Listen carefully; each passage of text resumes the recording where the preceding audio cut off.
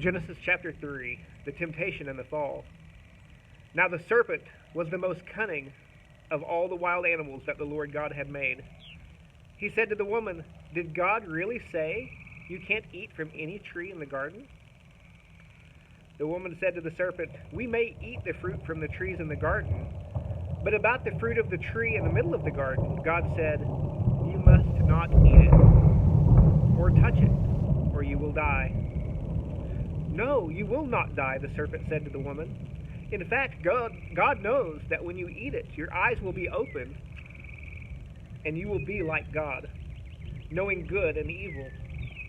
The woman saw that the tree was good for food and delightful to look at, and that it was desirable for obtaining wisdom. So she took some of its fruit and ate it. She also gave some to her husband, who was with her, and he ate it. Then the eyes of both of them were opened, and they knew that they were naked.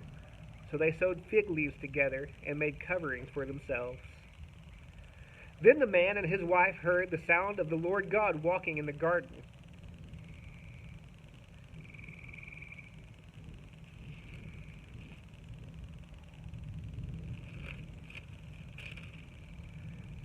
At the time of the evening breeze. And they hid from the Lord God among the trees of the garden. So the Lord God called out to the man and said to him, "Where are you?" And he said, "I heard you in the garden, and I was afraid because I was naked, so I hid."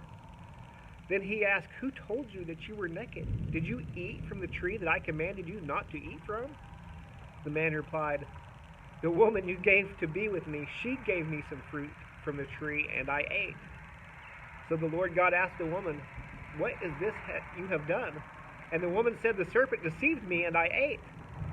So the Lord God said to the serpent, "Because you have done this, you are cursed more than any livestock, more than any wild animal. You will move on your belly and eat dust all the days of your life. I will put hostility between you and the woman, and between your offspring and her offspring.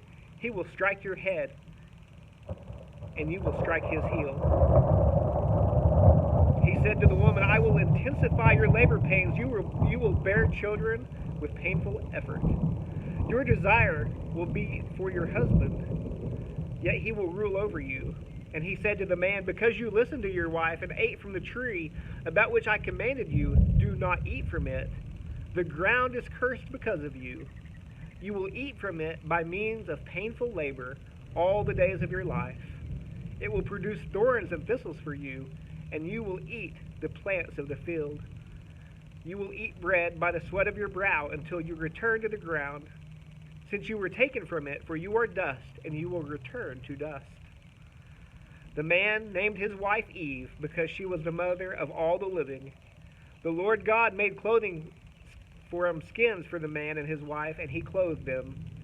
The Lord God said, "Since the man has become like one of us, knowing good and evil, he must not reach out, take from the tree of life, eat, and live forever." So the Lord God sent him away from the Garden of Eden to work the ground from which he was taken. He drove the man out and stationed the cherubim and the flaming, whirling sword east of the Garden of Eden to guard the way to the tree of life.